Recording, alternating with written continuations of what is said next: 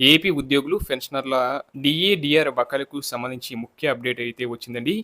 ఇక విషయంలోకి వెళ్తే సిపిఎస్ ఉద్యోగుల డీఏ అరియర్స్ మే నెలలోగా చెల్లిస్తారు. టైల్ ఓపెన్ చేయడం, సాంకేతిక ఇబ్బందులు ఉన్నవారికి మళ్ళీ బిల్లులు నమోదు చేసుకునే అవకాశం కల్పించడం తదితర అంశాలన్నీ మే నెలలో జరుగుతాయి. అదేవిధంగా పెన్షనర్లకు ఏప్రిల్ నెలాఖరులోగా డీఆర్ అరియర్లు అందుతాయని ఆర్థిక శాఖ నుండి సమాచారం. అదేవిధంగా ఆర్టీసీ ఉద్యోగులకు సంబంధించి ఎస్ఆర్బిఎస్ నిధులు ఇచ్చేందుకు నిర్ణయం.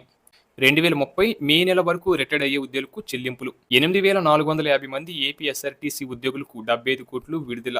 రిటైర్మెంట్ తర్వాత పెన్షన్ కోసం ఎస్ఆర్బిఎస్ ఏర్పాటు చేసి నెల నెలా కొంత పొదుపు చేసుకున్న ఏపీ ఎస్ఆర్టీసీ ఉద్యోగులు.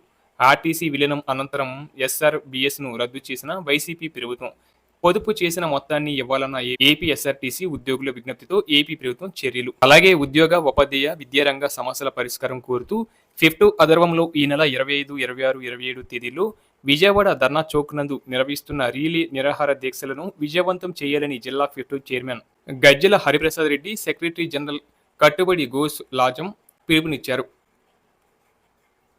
స్థానిక ఆర్&బి భవనం నందు షాప్లో కార్యవర్గ సమావేశం నిర్వహించి రీలే నిరాహార దీక్షల కారపత్రాలను విడుదల చేశారు.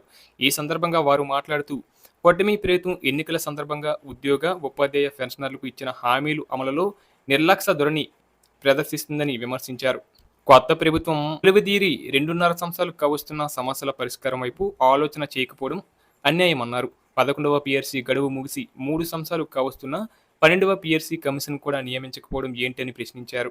పీఆర్సీ ఆలస్యం వల్ల ప్రతి ఉద్యోగికి నెల నెల వేలల్లో నష్టం వాటిల్లుతుందని, వెంటనే 12వ పీఆర్సీని ఏర్పాటు చేసి 30% మధ్యంతర భృతి ప్రకటించాలని డిమాండ్ చేశారు. ఒకవైపు ద్రవ్యోల్బణం కారణంగా ధరలు మూడింతలు పెరిగాయని, కానీ కాలానుగుణంగా రావాల్సిన డిఏలు కాలయాపన చేస్తూ 4 డిఏలను పెండింగ్లో పెట్టడం ఎంతవరకు సమంజసమని ప్రశ్నించారు. వెంటనే పెండింగ్లో ఉన్న డిఏలను ప్రకటించాలని డిమాండ్ చేశారు. దీర్ఘకాలిక బకాయిలు 30,000 కోట్లు పైచీలకు పేరుకుపోయాయని, వాటి చెల్లింపులు రోడ్ మ్యాప్ ప్రకటించి విడతల వారీగా ఉద్యోగి ఖాతాల్లోకి డబ్బు జమ చేయాలని డిమాండ్ చేశారు.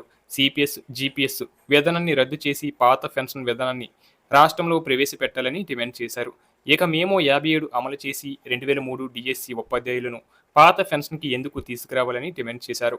ఏకీకృత సర్వీస్ రూల్స్ సమస్యలు పరిష్కరించి విద్యాశాఖలో ఉన్న అసంబద్ధతను తొలగించాలని, 72, 71, 74 జీవోలు అమలు చేయాలని చెప్పారు. అదేవిధంగా మున్సిపల్ ఉపాధ్యాయులకు పీఎఫ్ సమస్య పరిష్కరించి అర్బన్ ఎంఈఓ పోస్టులను కేటాయించాలని డిమాండ్ చేశారు. పాఠశాల స్థాయిలో బోధనేతర పనులను రద్దు చేసి ఉపాధ్యాయులను బోధనకు మాత్రమే పరిమితం చేయాలని కోరారు. మెడికల్ బిల్లులు, ఫీజు రీయింబర్స్మెంట్ విషయంలో ఎదురవుతున్న ఇబ్బందులను పరిష్కరించాలని, ప్రతి ఉన్నత పాఠశాలల్లో నాన్ టీచింగ్ స్టాఫ్, కంప్యూటర్ ఆపరేటర్లను నియమించాలని, కేజీబీవీ మోడల్ స్కూల్స్, గురుకులాలు, ఎయిడెడ్ యాజమాన్యాల సమస్యలను పరిష్కరించాలని డిమాండ్ చేశారు. ప్రభుత్వం సమస్యల పట్ల తక్షణం స్పందించి పరిష్కరించాలని, లేని పక్షంలో చెలో సెక్రటరియట్కు పిలుపునిస్తామని హెచ్చరించారు.